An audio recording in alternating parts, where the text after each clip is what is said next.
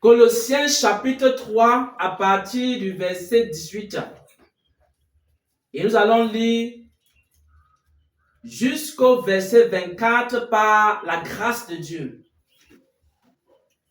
Alléluia. Amen. Colossiens chapitre 3, du verset 18 jusqu'au verset 24, il est écrit: Femmes, soyez soumises à vos maris comme il convient dans le Seigneur.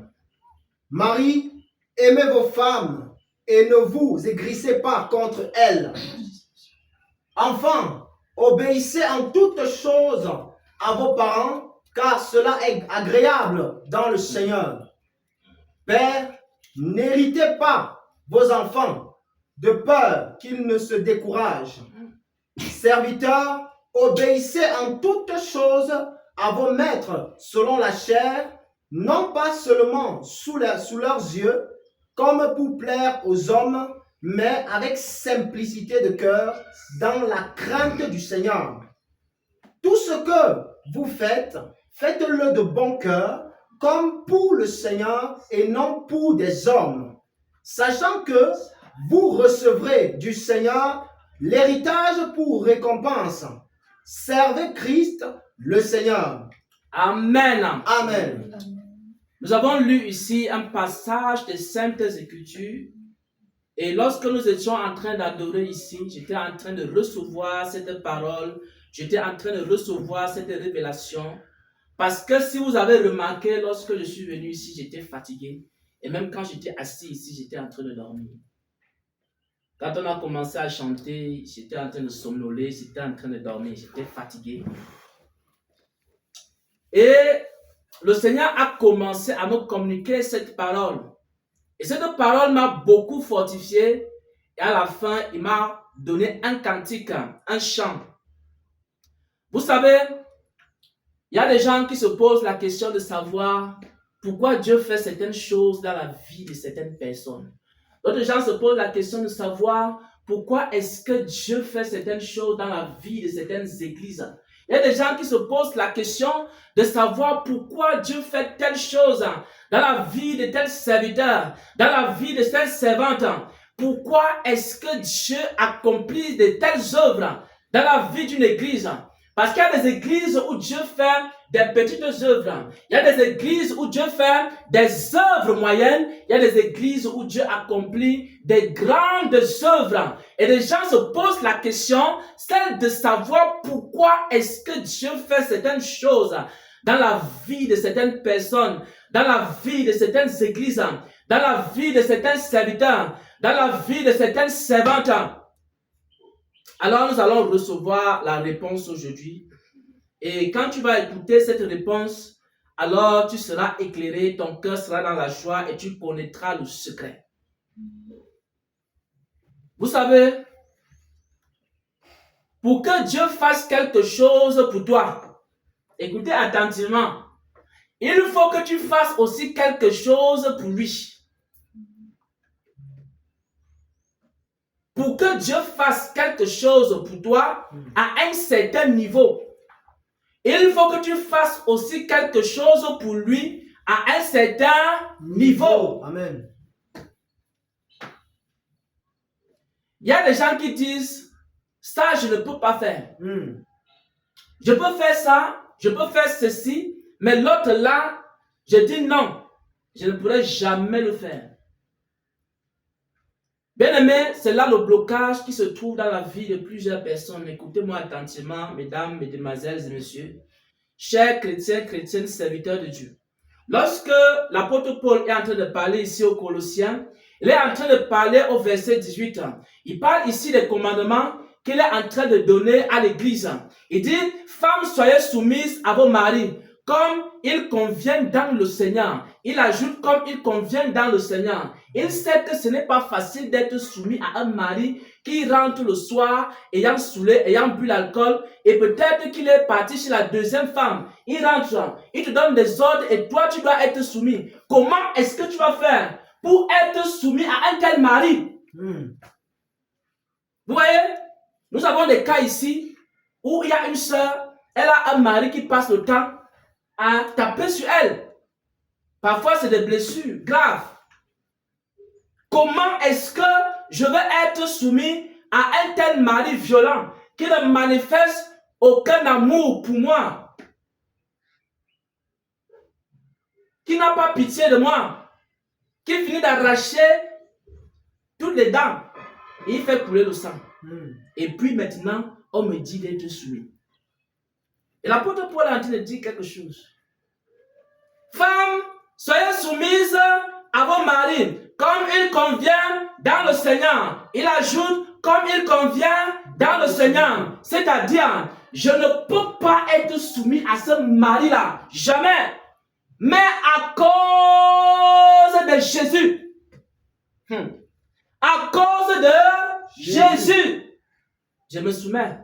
Ce n'est pas pour moi-même. Si ça ne dépendait que de moi, je ne serais jamais soumis à ce mari et je ne vais jamais accepter ce mariage.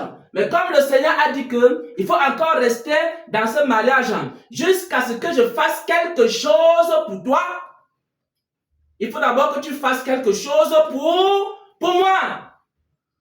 Maintenant, beaucoup de gens s'attendent à ce que Dieu fasse quelque chose dans la situation de ce mari violent.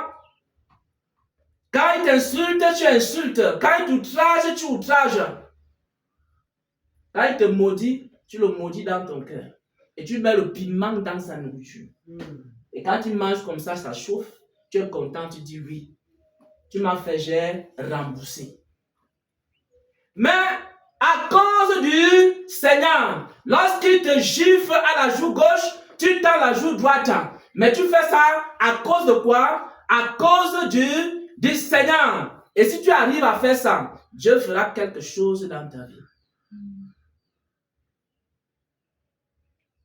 Parce qu'il est écrit au verset 23. Tout ce que vous faites, faites-le de bon cœur, comme étant pour le Seigneur et non pour les hommes. Quand tu es soumis à ton mari, à cause de ton mari, tu ne pourras jamais te soumettre. Parce qu'il n'y a rien de bon en lui qui peut te pousser à te soumettre. Mais tu commences à regarder le Seigneur, tu dis, oh Seigneur, ça je fais ça pour toi, c'est à cause de toi que j'accepte ça. Maintenant, verset 19. Marie, aimez vos femmes et ne vous aigrissez pas contre elles. Yes. Vous savez, il y a des femmes et il y a aussi des femmes. Parce que la Bible dit, Marie, aimez vos femmes. Mais comment moi je vais faire pour aimer cette femme-là? Cette femme, comme on dit la femme querelleuse.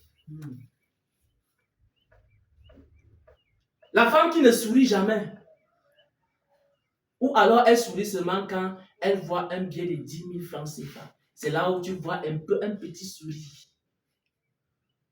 Comment je vais faire pour aimer cette femme? Cette femme acariâtre, cette femme colérique, cette femme querelleuse, cette femme menteuse, cette femme en qui je ne vois même pas de qualité. Mais la Bible me dit de l'aimer et de ne pas m'écrire contre elle. Je ne dois pas être écrit contre elle. Comment elle fait? Alors, je cherche comment l'aimer. Tu veux aimer quoi sur elle? Je regarde. Je n'arrive pas à trouver ce qu'elle doit aimer sur elle. Mais à cause du Seigneur, je commence à manifester quoi? L'amour envers ma femme. Ce n'est plus seulement pour elle que je le fais, mais je fais cela à cause du Seigneur. Est-ce que vous savez quelque chose? Si tu as l'habitude de faire quelque chose pour Dieu, Dieu un jour va faire quelque chose pour toi, mon frère. Amen. Beaucoup de gens se posent la question, comment les gens la font? Quel est le secret? Pourquoi tout ce qu'ils font, ça marche? Parce que les choses que vous n'avez pas pu faire, nous on a fait ça pour le Seigneur. Et Dieu a fait quelque chose aussi pour nous. Amen. Enfants, obéissez en toutes choses à vos parents, car cela est agréable dans le Seigneur. Vous savez, de plus en plus aujourd'hui, il y a des parents irresponsables. Ils n'arrivent même pas à s'occuper de leurs enfants. mais ils sont en train de donner les ordres. Comment moi, enfant, je vais obéir à ce père-là? Qui ne se bat pas, il passe le temps du matin jusqu'au soir. Il ne fait rien. Il ne se bat pas pour sa famille. Il ne cherche pas à lutter pour que ses enfants puissent s'inscrire à l'école. Mais après, on me dit que je dois me soumettre à lui. Parce que c'est moi-même qui me bats pendant les vacances pour chercher les frais de scolarité. Vous voyez ici, parfois les enfants ont des plateaux, les vacances. Ils sont en train de chercher leur propre argent pour s'inscrire à l'école. Ce n'est pas facile. Et après, il vient dire qu'il est ton père. Et il vient te dire que tu dois lui obéir. Comment est-ce que je vais obéir à un tel parent irresponsable? Si tu es incapable d'obéir à ton père parce qu'il est responsable ou alors à ta mère, il faut le faire à cause du Seigneur. Amen. Et si tu fais quelque chose pour Dieu, Dieu aussi un jour, il va faire quelque chose pour toi. Amen. Je suis en train de vous enseigner un grand secret. Serviteurs, obéissez en toutes choses à vos maîtres, selon la chair. Et même dans l'église, soyez toujours soumis. Tu travailles dans une entreprise. Et il y a ce qu'on appelle l'injustice. Parce que ça ne manque jamais dans les entreprises. Que ce soit les entreprises publiques, les fonctionnaires, que ce soit les entreprises privées. Il ne manque jamais de l'injustice. Mais on dit ici, serviteurs, obéissez en toutes choses à vos maîtres selon la chair. Et parfois, il y a les retards de salaire. Parfois, il y a les brimades en entreprise. Comment est-ce que je dois faire pour continuer à servir cet employeur, à servir cette entreprise, à aller au travail avec toute cette brimade? Alors, à un moment donné, tu ne le fais plus pour ton chef, ton patron ou alors celui qui t'emploie. Tu commences à le faire pour le Seigneur. Amen. Si tu fais quelque chose pour Dieu, Dieu aussi fera quelque chose pour toi. Amen. Nous avons été dans les entreprises où nous étions maltraités, où nous étions errants, où on faisait de l'injustice contre nous. Nous avons continué à supporter toutes ces choses-là à cause du Seigneur. Dieu a ouvert les portes pour d'autres entreprises. Parce que si tu fais quelque chose pour Dieu, à un moment donné, lui aussi fera les choses pour toi. Amen. Même en ce qui concerne l'œuvre de Dieu, le Seigneur peut t'envoyer vers un serviteur de Dieu. Ce serviteur de Dieu, il parle comme moi là. Et sa façon de parler, ça t'énerve. Il y a des personnes, quand ils m'ont écouté pour la première fois sur les réseaux sociaux, cela les a tellement énervé. Et quand ils ont reçu un songe qui devait me contacter, ils étaient trop fâchés. Ils disaient, mais pourquoi est-ce que tu ne peux pas faire en sorte que je puisse plutôt contacter tel serviteur de Dieu qui parle bien? Il parle avec éloquence, il parle avec élégance, il parle avec autorité, il parle avec tellement de classe. Mais cet homme-là, sa façon de parler, on ne sait même pas ce qu'il est en train de dire. Toi, tu m'envoies vers quel genre de serviteur, oh mon Dieu et mon roi? Et beaucoup, quand ils ont entendu que Dieu les envoie vers le serviteur Xavier, ils ont pleuré. Ils ont dit ça jamais. Si tu m'envoies vers tel homme qui parle comme ça, comme ceci et comme cela, je vais partir. Mais chez le serviteur Xavier là, je ne pars pas. Il faut partir à cause du Seigneur. Amen. Parce que si tu fais quelque chose pour Dieu, parce qu'au moins moi je sais. Vous savez, je sais que la plupart des gens qui sont ici, si ce n'était que moi, ils ne devaient jamais venir. Si ce n'était que moi, ils devaient venir pour la sœur divine, ils devaient venir pour maman Esther, ils devaient venir pour tout le monde, mais sauf moi. Alors, je suis au moins sûr, même seulement à 90%, que la plupart qui sont venus ne sont pas venus pour moi. La plupart qui sont venus, ils sont venus pour Dieu. Amen. Et parce que vous êtes venus pour Dieu, Dieu a fait quoi? Il a commencé à travailler dans vos vies. Amen. Parce que si vous étiez venu pour moi, rien n'allait se passer. C'est pour ça que les gens vont dans les églises et rien ne se passe. Parce que vous êtes parti pour un serviteur de Dieu. Vous êtes parti pour sa taille. Vous êtes parti pour sa façon de mettre la cravate. Vous êtes parti pour son éloquence. Vous êtes parti pour son élégance. Vous êtes parti parce qu'il a une jolie femme. Vous êtes parti parce qu'il a une jolie voiture. Vous êtes parti parce qu'il habite dans un grand pays, dans une grande nation. Vous êtes parti pour un homme. Et parce que vous êtes parti pour un homme, vous n'avez rien reçu. Tout ce que vous avez fait ça pour les hommes. Quand je vois quelqu'un venir à Banganté, dans cette ville du Cameroun, un petit pays d'Afrique, dans une petite ville, d'un petit pays d'Afrique, je vois quelqu'un qui vient. Là, je sais que celui-ci, ce n'est pas pour moi qui vient. Il vient pour Dieu. Amen. Et là, je suis sûr, j'ai la certitude, j'ai l'assurance que Dieu va travailler dans la vie de la personne. Amen. Parce que si tu fais quelque chose pour Dieu, il va faire quelque chose aussi pour toi.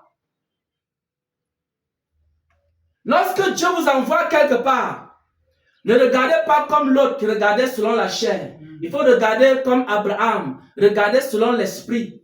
Parce que je suis sûr que quand l'autre a commencé à faire les choses, c'était pour lui-même. Mais Abraham, là, il partait. Il a fait ça pour Dieu. C'était pour Dieu. Et qu'est-ce qui s'est passé par la suite? Ce qui s'est passé par la suite, c'est que Abraham, pendant qu'il était en train de croître, l'autre était en train de diminuer. Et quand l'autre quitte Sodome et Gomorrhe, il quitte même pas un seul serviteur, même pas un seul chameau, même pas une seule brebis, rien. Il a quitté les bras ballants. Même sa femme, il a laissé à Sodome et Gomorrhe. L'autre a refusé de faire quelque chose pour Dieu. Il a fait les choses pour lui-même. Mais Abraham, le choix qu'il a fait, c'était un choix difficile. Mais il a choisi pour Dieu. Amen. C'est pour ça que Dieu a fait tellement de choses dans la vie d'Abraham. Il a fait des choses et des choses et des choses et des choses dans la vie d'Abraham. Vous savez, beaucoup de gens se posent la question, pourquoi cet homme, on l'appelle Abraham? Pourquoi cet homme, il y a ceci, il y a cela? Qu'est-ce qui se passe même là-bas dans cette ville de Banganté? Il faut même que j'aille, je prenne un peu l'avion, je vais aller voir. Il faut que je sache ce qui se passe là-bas.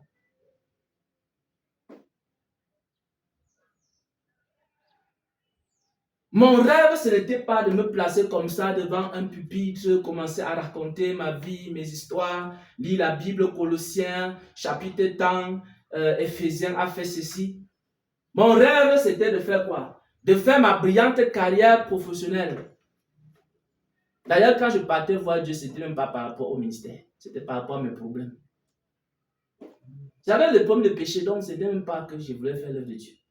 Donc, quand je finis de résoudre mes problèmes de péché là, je fais ma petite carrière tranquille, je construis une petite maison, j'ai une petite voiture, parce que je ne voulais pas les grandes choses.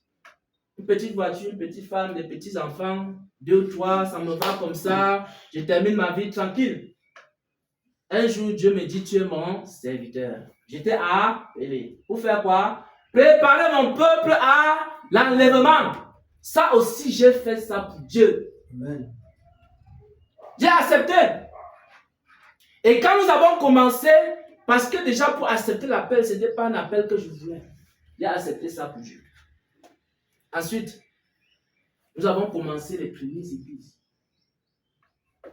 On m'a dit que pour que l'église grandisse, il faut qu'on enlève telle doctrine, on enlève telle autre, on enlève telle autre. J'ai dit aux gens vraiment, si c'est pour ça que j'ai dû quitter les fausses églises pour venir enlever encore les choses dans les doctrines, vraiment, ça ne sert à rien. Amen. Parce que je ne peux pas quitter les églises où on tolère les choses et puis je refais les mêmes choses. Pourquoi alors j'ai quitté ces églises-là? Alors, je suis resté seul pendant des années. Je vous dis la vérité. J'étais capable d'aller dans les églises. Et puis parfois, la solitude, vous pensez que c'est facile? Tous les serviteurs t'abandonnent. Tout le monde te quitte. On te dit, bon, on va voir comment tu vas réussir l'affaire de l'œuvre de Dieu là. Avec ton histoire des doctrines de dépouillement là, tu n'aimes pas les rouges à lèvres, les bijoux, les mèches, les ongles et toutes ces choses-là. On m'a dit, nous, on va voir ça ici. Les gens m'ont dit qu'on va voir comment tu vas faire l'œuvre de Dieu et et tu ne laisses pas ça entrer dans l'église. J'ai dit, il n'y a pas de problème. Si je reste seul, il n'y a pas de problème. Je suis encore resté seul pendant des années. Tout le monde m'a abandonné. On m'a dit, les doctrines, si ça ne va jamais marcher. Beaucoup de gens ne vont pas venir à l'église. J'ai dit oui, qu'ils ne viennent pas. Ce n'est pas mon problème. Pendant des années, je suis resté seul. Pendant des années. J'ai fait ça pour qui?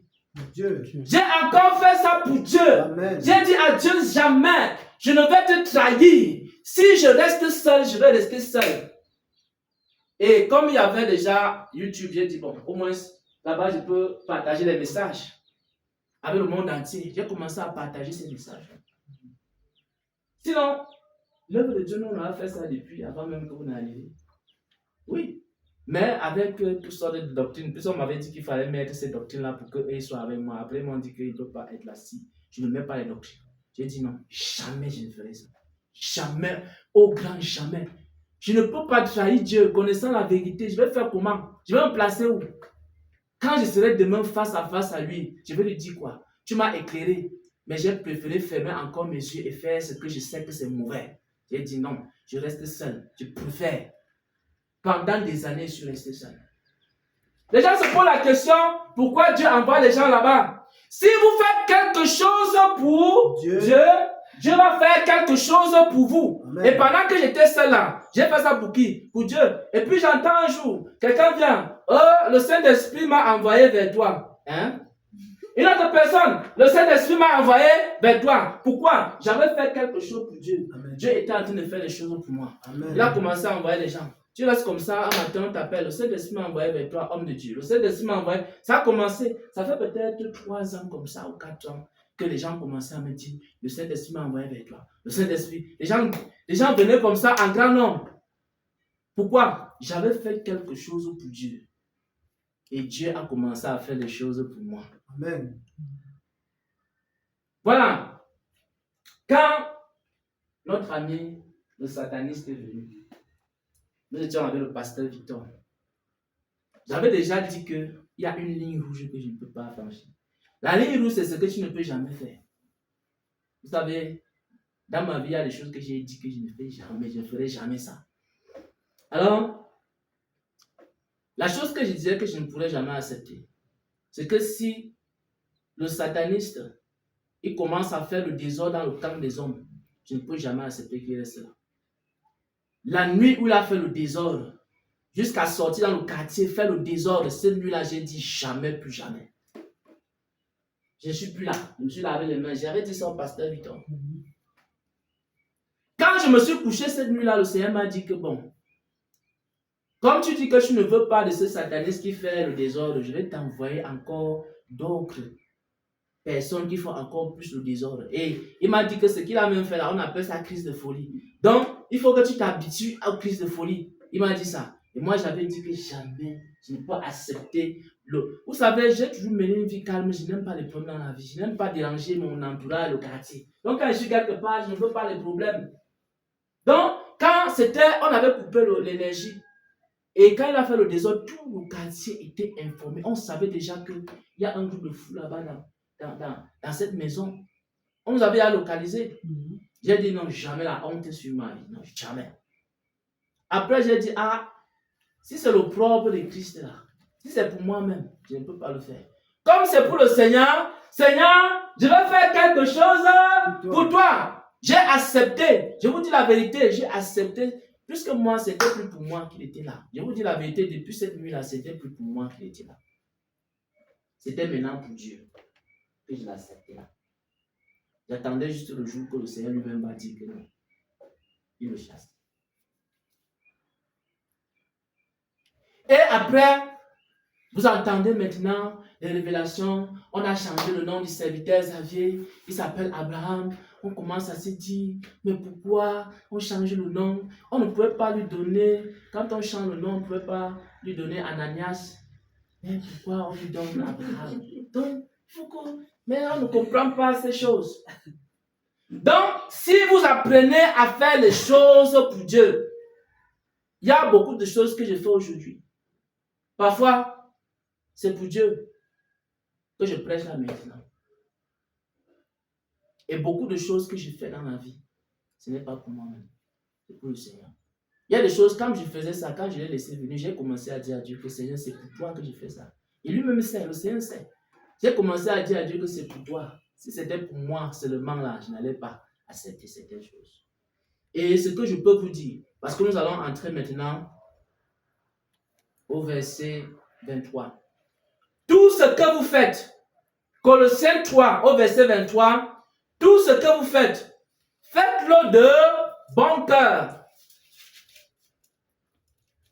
Comme pour le Seigneur et non pour les hommes.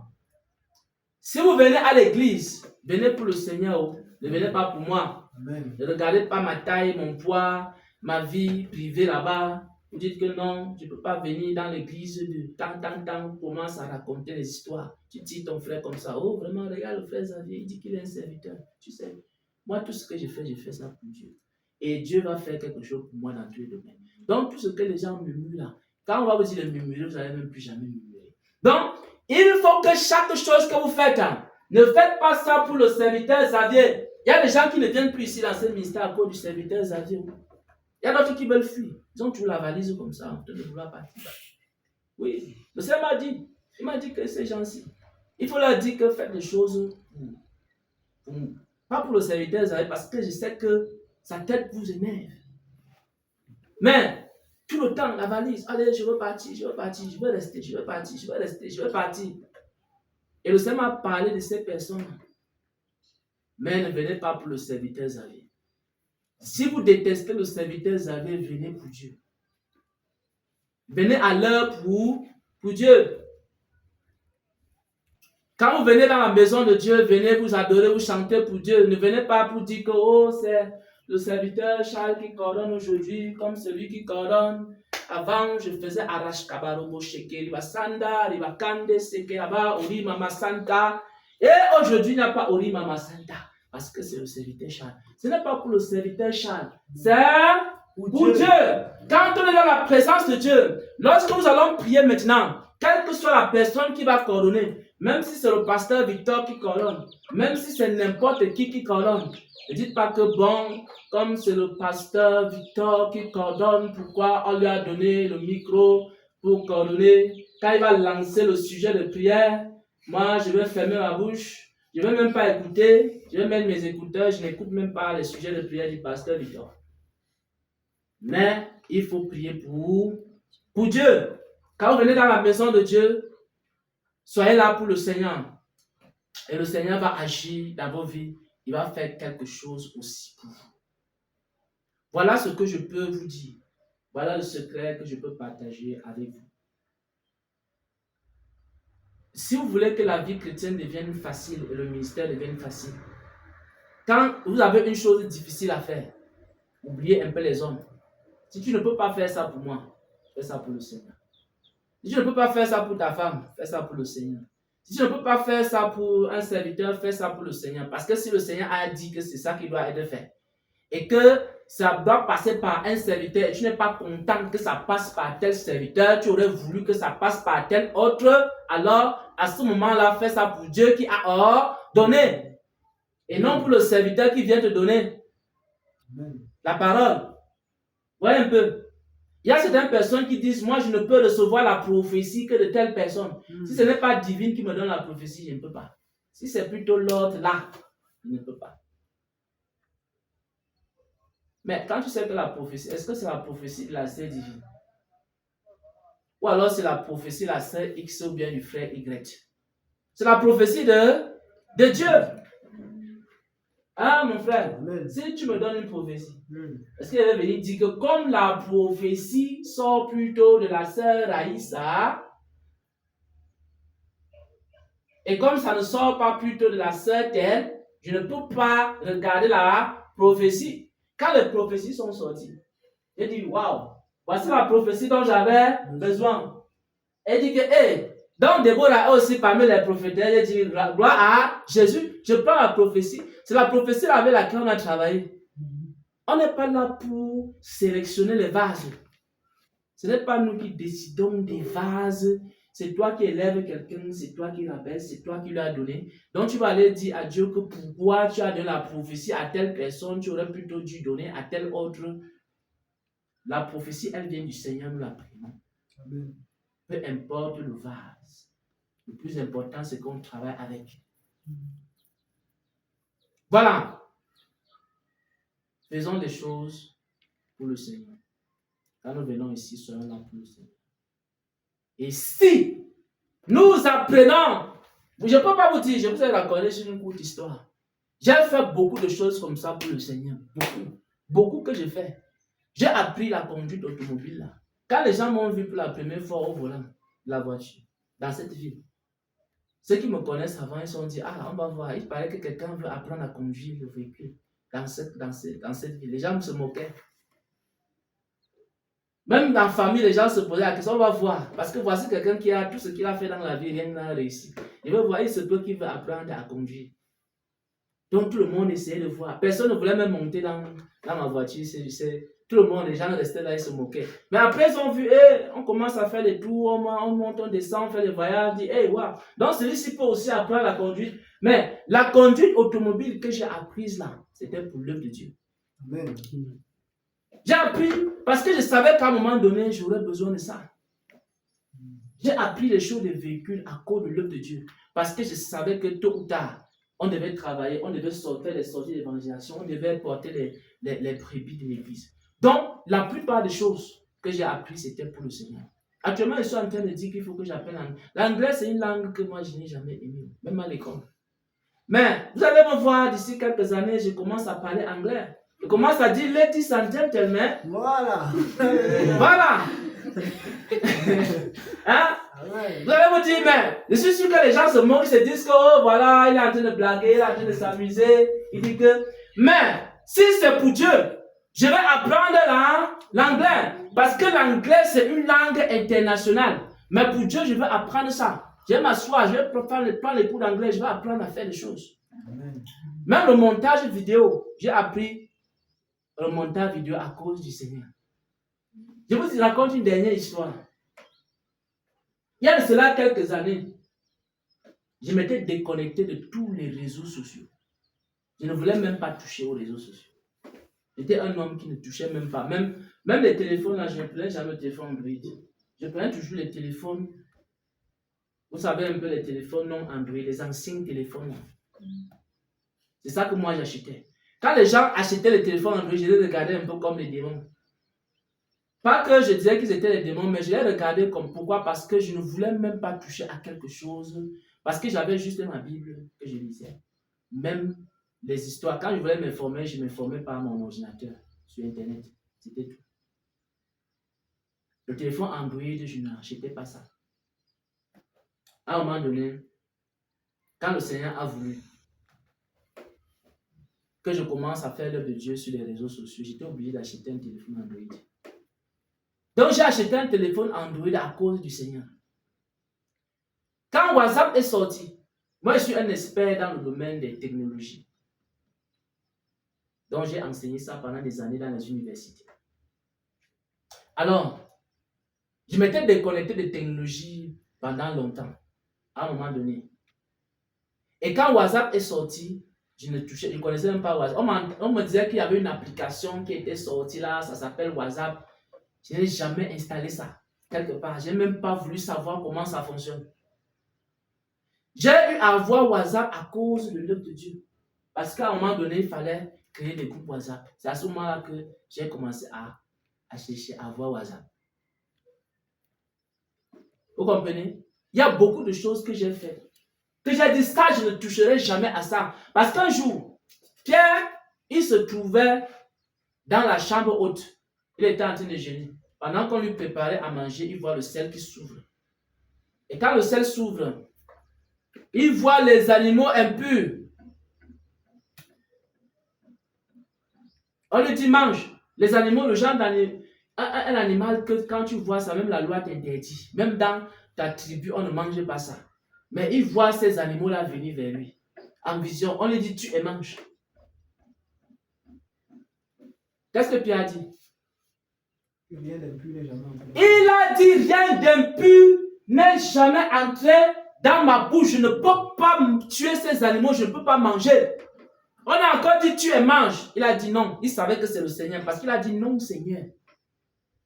Jusqu'à 3 fois, elle a dit non, Seigneur. La troisième fois, elle a dit bon, ça, je ne peux pas manger la nourriture là. Mais à cause du Seigneur, je vais manger, je vais tuer et manger. Il a accepté. Et c'est comme ça que l'évangile a commencé à être prêché aux non-juifs. Parce que les animaux qu'on lui montrait là, les animaux impurs, c'était les non-juifs. On lui disait qu'il faut maintenant que tu prêches l'évangile aux non-juifs. Même dans l'église primitive, les gens ont refusé. C'était un combat. Mais Pierre a dit non. Comme c'est le Seigneur, moi-même, ce n'est pas à cause de Pierre. Si ça ne dépendait que de Pierre, des apôtres là, des juifs là. Je vous dis la vérité, l'évangile n'allait jamais être prêché aux non-juifs. C'est parce que le Seigneur avait dit. Comme le Seigneur avait dit, ils ont fait ça à cause du Seigneur. Je vous le dis en vérité, en vérité. Les juifs là n'étaient pas prêts à se mélanger avec les non-juifs. C'était une, je ne sais pas comment je peux appeler ça, vous ne savez pas. C'était une interdiction, une honte. Pour un juif, quand on a appris que Pierre est allé chez Corneille, c'était un scandale dans l'église primitive. C'était un scandale. On voulait en découdre. On disait que Pierre arrive ici à l'église, on va traiter son cas. On était prêt à lapider Pierre. Mais quand Pierre est arrivé, il a raconté l'histoire. Il a dit, ah, vous pensez que moi, je voulais aller chez Corneille? Je ne voulais pas aller chez Corneille. J'étais quelque part un jour et puis on m'a dit, tu es mangé jusqu'à 3 fois. Mais à cause du Seigneur, j'ai fait. Et je vous dis une vérité. Si tout le monde abandonnait Pierre, Pierre allait continuer à prêcher l'évangile aux non-juifs. Même si tous les gens la partaient. Parce que Pierre devait faire ça à cause du Seigneur. Peut-être qu'il y a certains qui sont partis. Pierre a dit, allez-y, moi je n'ai pas de problème. Je ne suis même pas en train de faire ça parce que ça me plaît. Je fais ça à cause du Seigneur. Après un jour, on se pose la question, pourquoi l'homme de Pierre guérissait les malades? Hein, mes amis? L'homme de Pierre guérissait les malades. Vous commencez à dire, il faut qu'il fasse 40 jours. Quand il fait 40 jours, mon homme va aussi guérir les malades. Beaucoup de gens meurent dans les gens, mais l'homme ne guérit aucun malade. Oh, Jésus. Pierre a fait quelque chose pour le Seigneur. Et le Seigneur a fait quelque chose pour lui. Si vous voulez des choses extraordinaires, des grandes choses, des grands sacrifices, tout ce qu'on a fait pour le Seigneur, le Seigneur aussi est en train de faire des choses pour nous. Petit à petit, vous allez voir. Ce qu'on a fait pour le Seigneur là, en hébergeant le sataniste, Jean Hubert, tout ce qu'on a fait là, le Seigneur est en train de faire des choses. Oh. Même dans la vie du pasteur Amos qui a travaillé, je suis sûr que si on demandait au pasteur Amos, s'il savait même ça depuis, il devait même fuir, il aller se cacher dans son village avant de revenir. Il a dit que non, vraiment, peut-être c'est pour ça que le Seigneur nous a cachés au début. Mais j'ai vu le pasteur Amos faire des choses, je sais qu'il ne faisait pas ça parce qu'il était. À un moment donné, c'était pour le Seigneur. Il dit que non, Seigneur, c'est pour toi que je fais ça. J'ai vu. Et je vois ce que le Seigneur est en train de faire aujourd'hui dans la vie du pasteur Amos. Oh! Oh, Daniela. Ce que tu as fait pour le Seigneur, tu ne sais pas. Le Seigneur va faire des choses pour toi. Le Seigneur va faire des choses extraordinaires dans ta vie. Oh, c'est pas pour rien que ton nom s'appelle grâce. Les gens se posent la question pourquoi Dieu lui appelle grâce. Non, c'est pas pour rien. C'est que tu as fait quelque chose qui a touché le cœur de Dieu. Et Dieu va faire quelque chose dans ta vie. Il faut persévérer, tu verras.